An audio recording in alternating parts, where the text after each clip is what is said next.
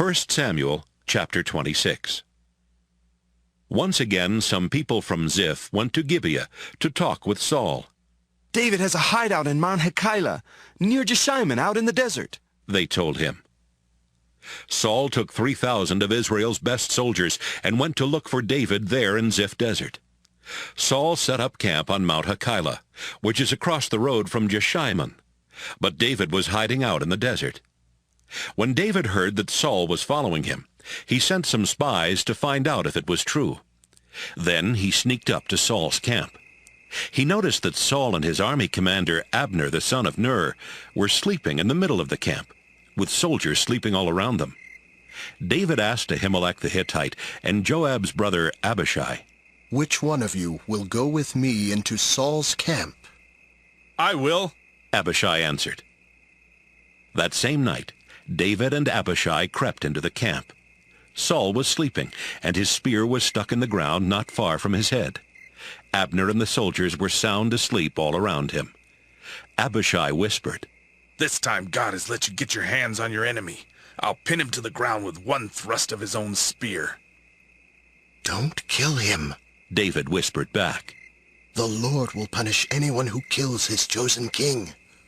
As surely as the Lord lives, the Lord will kill Saul, or Saul will die a natural death or be killed in battle. But I pray that the Lord will keep me from harming his chosen king. Let's grab his spear and his water jar and get out of here." David took the spear and the water jar, then left the camp. None of Saul's soldiers knew what had happened or even woke up. The Lord had made all of them fall sound asleep. David and Abishai crossed the valley and went to the top of the next hill, where they were at a safe distance. "Abner!" David shouted toward Saul's army. "Can you hear me?" Abner shouted back, "Who dares disturb the king?" "Abner, what kind of a man are you?" David replied. "Aren't you supposed to be the best soldier in Israel? Then why didn't you protect your king? Anyone who went into your camp could have killed him tonight. You're a complete failure. I swear by the living Lord that you and your men deserve to die for not protecting the Lord's chosen king. Look and see if you can find the king's spear and the water jar that were near his head." Saul could tell it was David's voice, and he called out, "David, my son! Is that you?" "Yes, it is, your majesty.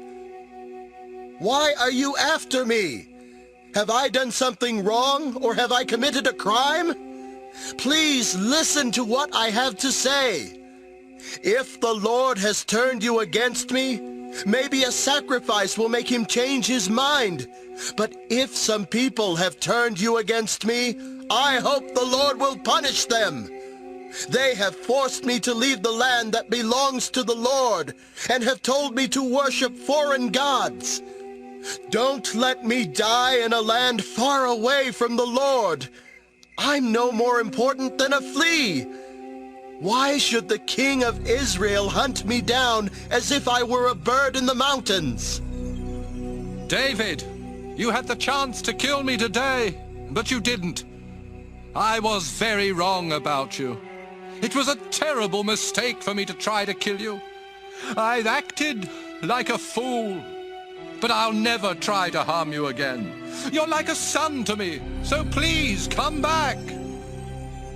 "Your Majesty, here's your spear. Have one of your soldiers come and get it. The Lord put you in my power today, but you are his chosen king, and I wouldn't harm you. The Lord rewards people who are faithful and live right.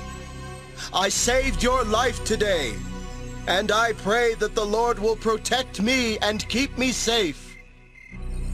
David, my son, I pray that the Lord will bless you and make you successful.